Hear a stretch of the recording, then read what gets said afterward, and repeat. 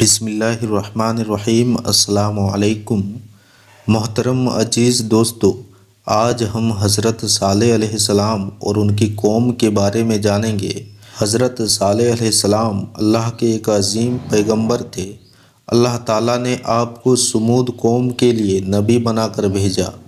سمود قوم عاد کی نسل میں تھی اور قوم عاد کا واقعہ آپ کو ہم نے بتایا ہے۔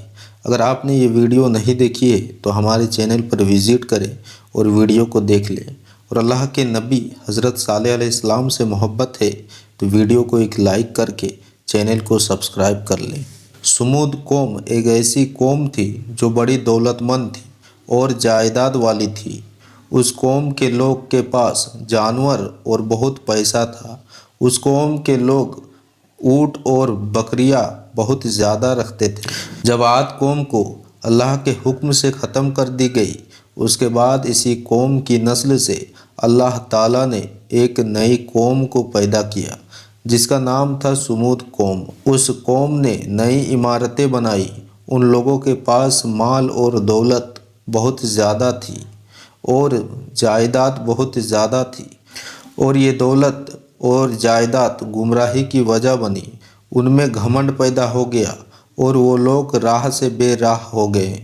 ایک اللہ کی عبادت کے بجائے بتوں کی عبادت کرنے لگے اور ظلم و بگاڑ کے کاموں میں اپنی زندگی کا مقصد بنا لیا۔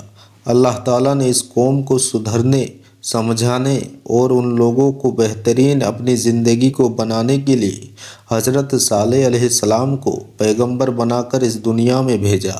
حضرت صالح علیہ السلام انہیں سمجھاتے، سیدھا راستہ بتاتے، لیکن ان کے دلوں پر جیسے مہر لگی تھی وہ سنی انسنی کر دیتے، انہیں برا بھلا بھی کہتے، کیونکہ حضرت صالح علیہ السلام اسی قوم کے تھے، اسی لیے وہ لوگ ان کا نقصان بھی نہیں کر سکتے تھے۔ آخر اس پتھر دل قوم نے حضرت صالح علیہ السلام کے سامنے ایک شرط رکھی۔ اس قوم کے لوگوں نے کہا، اگر آپ کوئی معجزہ دکھا دو تو ہم مان لیں گے کہ آپ اللہ کے نبی ہو اور آپ کا پیغام سچا ہے۔ قوم کے لوگوں نے کہا، معجزہ ہمارے مطابق دکھانا ہوگا۔ اس کے بعد ان لوگوں نے کہا کہ اگر اس پہاڑ میں سے ایک لمبی چوڑی اونٹنی 10 مہینے کی گابھنی پیدا ہو اور اس کے بعد اس اونٹنی سے ایک اس کا بچہ پیدا ہو جو تندرست اور لمبا ہو، تب ہم اس معجزے کو دیکھ کر آپ پر ایمان ضرور لائیں گے، اور تب ہر معاملے میں حضرت صالح علیہ السلام کی فرما برداری کریں گے۔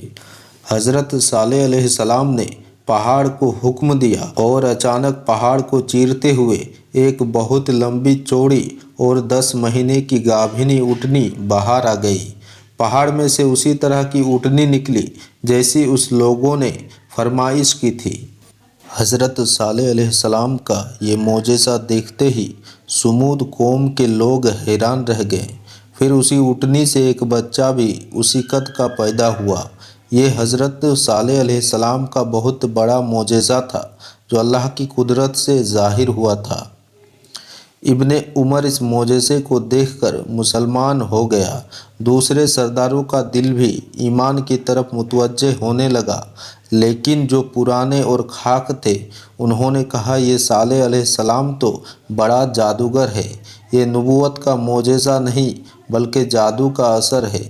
اسی طرح جن کے دلوں میں ایمان کی کرن پھوٹنے والی تھی وہ پھر ان باتوں کی گمراہی میں اندھیرے میں چلے گئے۔ اسی طرح انہوں نے اپنا انجام تباہی کے راستے پر ڈال دیا۔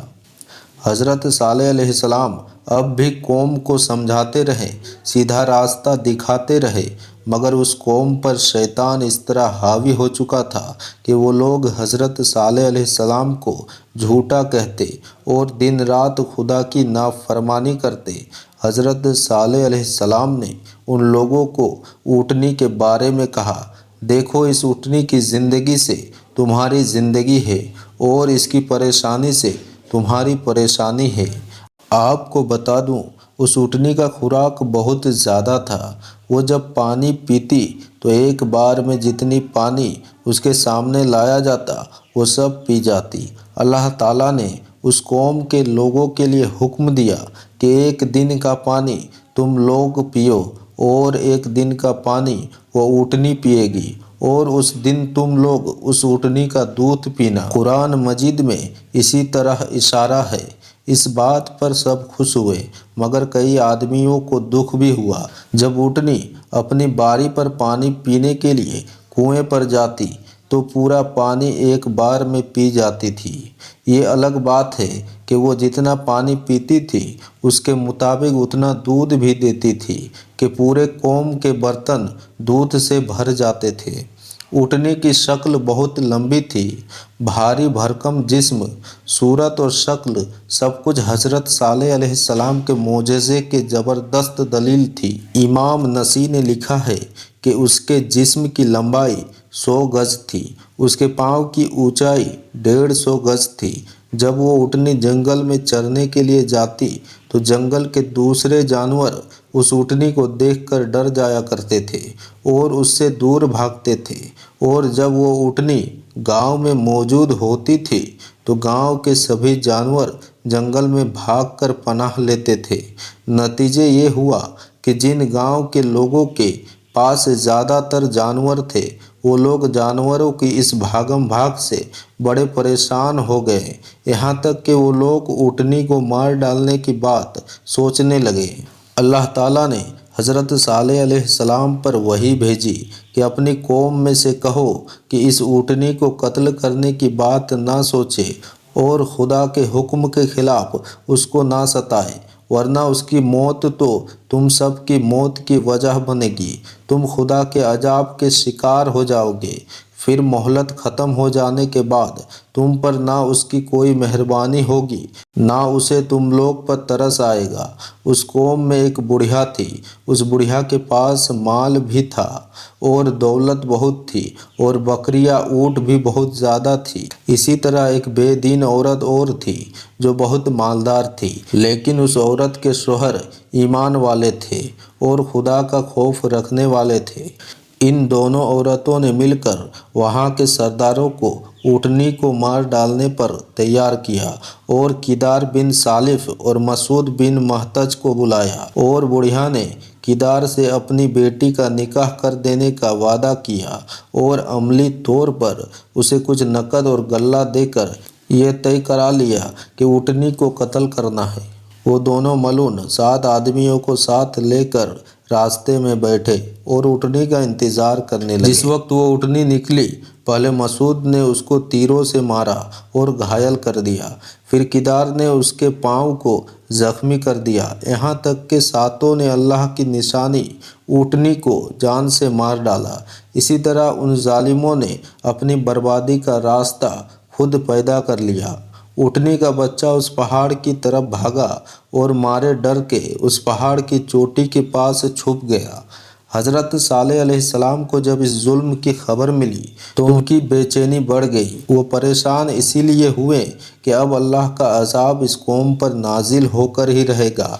فرمایا کہ اگر اس کے بچے کو کسی طرح پکڑ کر اپنے درمیان لاؤ گے تو شاید اللہ کے عذاب سے تم بچ جاؤ گے۔ قوم کے لوگ بھی ڈر گئے، اسی لیے وہ لوگ اس اونٹنی کے بچے کو ڈھونڈنے میں بڑی محنت کرنے لگے، پر وہاں بچہ غائب ہو گیا تھا۔ اسی طرح پوری قوم اللہ تعالیٰ کے عذاب کے گھیرے میں آ گئی۔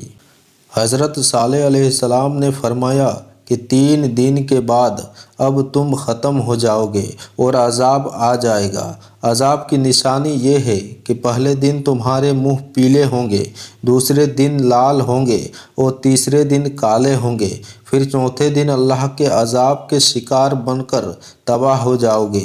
دشمن نے جب یہ بات سنی تو انہوں نے حضرت صالح علیہ السلام کو مارنے کا ارادہ کر لیا اور چھپ کر گھات میں بیٹھ گئے۔ حضرت صالح علیہ السلام کو مارنے کا ارادہ کرنے میں پوری قوم شامل تھی، لیکن وہ اپنی چال چل رہے تھے، اور اللہ جو سب سے بہترین چال چلنے والا ہے وہ اپنی چال چل رہا تھا، اور اللہ کی چال کے آگے کسی کی چال کیسے چل سکتی ہے۔ حضرت صالح علیہ السلام کے گھر والوں کو جب معلوم ہوا کہ قوم کے لوگ ایسا کر رہے ہیں تو انہوں نے جا کر پوچھا کہ اگر حضرت صالح علیہ السلام کے وعدے کے مطابق تم 3 دن میں فنا ہو جاؤ گے تو اللہ کے دربار میں اس بے ادبی سے تو تمہیں اور تکلیف پہنچے گی، اور اگر حضرت صالح علیہ السلام کی بات غلط ہوگی تو پھر تم لوگ جو چاہو کرنا، ہم سب اس وقت سمجھ لیں گے۔ قوم والوں کی سمجھ میں یہ بات آ گئی، وہ اپنے اپنے گھر کو واپس چلے گئے۔ دوسرے دن پھر قوم کے لوگ جمع ہوئے اور ہر ایک کے چہرے پر موت کی ہوائیں اڑ رہی تھی۔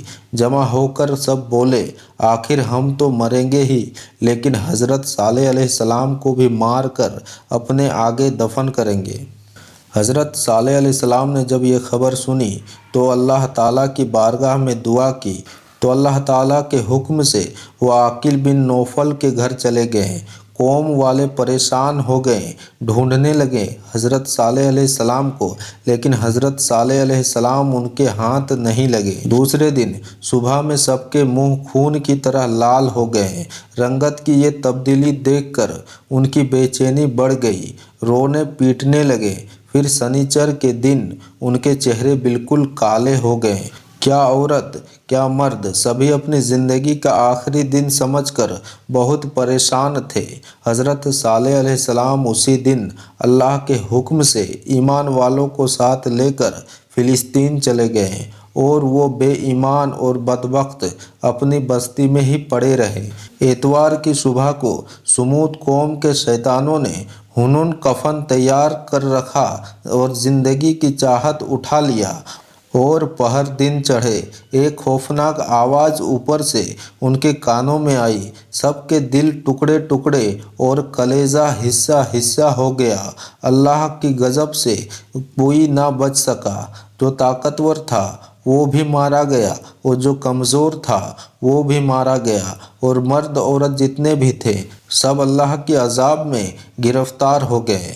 حضرت صالح علیہ السلام اللہ تعالیٰ کے حکم کے مطابق سب کچھ ٹھنڈا ہو جانے کے بعد پھر واپس اسی جگہ آئے۔ قوم کی یہ حال دیکھ کر روئے بھی، اور لوگوں کو اس قوم سے سبق بھی لینے کی نصیحت کی۔ پھر حضرت صالح علیہ السلام ایک مدت کے بعد وہاں سے مکہ کی طرف چلے گئے۔ وہیں آپ نے پردہ فرمایا اور اس دنیا کو چھوڑ کر مالک حقیقی کے پاس جا ملے۔ صرف وہ اللہ تعالیٰ کی ہی ذات ہے جو فنا سے پاک ہے، باقی سب فنا ہونے والے ہیں۔ دوستو، امید کرتا ہوں کہ آپ کو حضرت صالح علیہ السلام اور ان کی قوم کا یہ واقعہ بہت پسند آیا ہوگا۔ اگر آپ کو پسند آیا ہے تو اپنی کومنٹ میں اپنی رائے ضرور بتائیں، اور ویڈیو کو لائک ضرور کر دیں۔